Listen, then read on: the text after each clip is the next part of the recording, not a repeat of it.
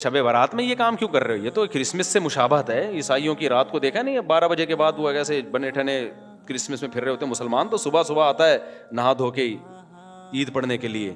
وہ تہوار مسلمانوں کا دن میں ہوتا ہے, راتوں میں مسلمانوں کی خوشیوں کے تہوار نہیں ہوتے.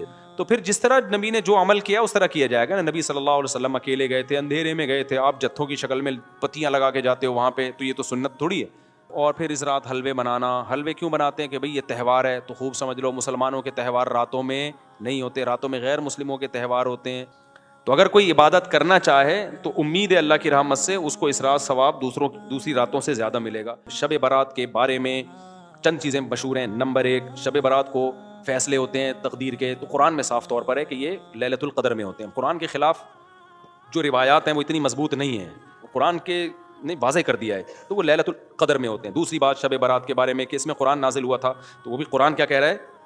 لیلۃ القدر میں ہم نے نازل کیا ہے. تو وہ کمزور بات ہے شب برات میں قرآن کا نازل ہونا. اگرچہ علماء نے تعویلات کی ہیں کہ آسمان دنیا پہ آیا, لیکن کیا ضرورت ہے قرآن کے مقابلے میں جب کوئی صحیح حدیث بھی نہیں ہے. تو سال بھر کے فیصلے بھی کب ہوتے ہیں؟ شب برات میں نہیں ہوتے, بلکہ رمضان کے آخری عشرے میں ہوتے ہیں. جو لیلۃ القدر ہے اس کی ویلیو ہے لیلۃ القدر, وہ خاندانی رات ہے. تیسری چیز, اس رات میں اور کیا ہوتا ہے؟ قبرستان جانا. تو بھائی ایک روایت ملتی ہے کہ نبی صلی اللہ علیہ وسلم قبرستان گئے تھے, وہ بھی سند کے لحاظ سے بہت ضعیف ہے, تو اس سے شرعی مسئلہ ثابت نہیں ہوتا, قبرستان جانے کی فضیلت ثابت نہیں ہوتی.